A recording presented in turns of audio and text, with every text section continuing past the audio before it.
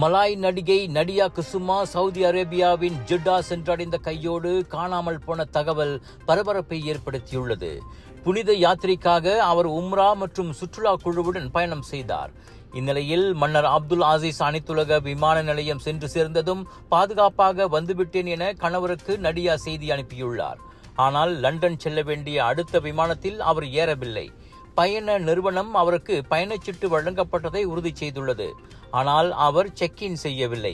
விமான நிலையத்தில் 3 முறை அறிவிப்பு செய்யப்பட்டும் அவர் தோன்றவில்லை. அந்நியரை சந்தித்தேன் என நடியா செய்தி அனுப்பியதாகவும் கூறப்படுகிறது. அதன் பிறகு அவரிடமிருந்து ஒரு பதிலும் இல்லை.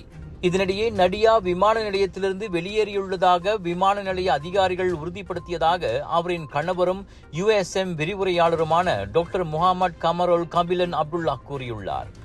ஆனால் அவரது கைபேசியோ உள்ளே தான் இருந்தது.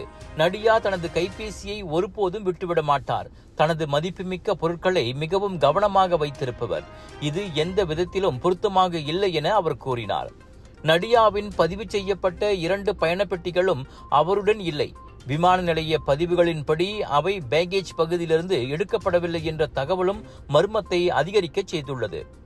மனைவிக்கு என்ன ஆனது என தெரியாமல் குழந்தைகளுடன் கடக்கும் ஒவ்வொரு நிமிடமும் வார்த்தைகளால் விவரிக்க முடியாதது என்றாலும் நம்பிக்கையுடன் காத்திருப்பதாக கணவர் கூறினார்.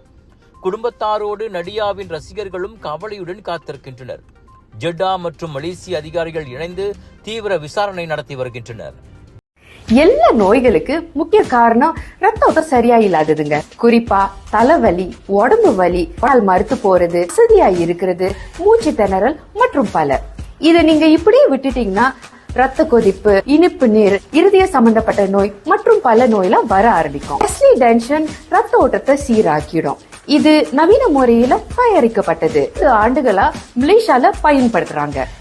டெஸ்லி, உங்கள் ஆரோக்கியத்தின் நண்பன். சைபர்ஜியா யூனிவர்சிட்டியின் என் MBA பயணம் எனக்கு ஒரு மாற்றத்தை கொண்டு வந்தது. இந்த பாடத்திட்டத்தின் நெகிழ்வுத்தன்மை எனக்கு வேலை மற்றும் படிப்பை சமநிலைப்பட உதவியது. அன்பான விரிவுரையாளர்கள் மற்றும் அடிப்படையான கற்றல் என்னை நிஜ வாழ்க்கை சவால்களுக்கு தயார்படுத்தியது. நான் கற்றதை நேரடியாக என் தொழிலில் பயன்படுத்த முடிந்தது.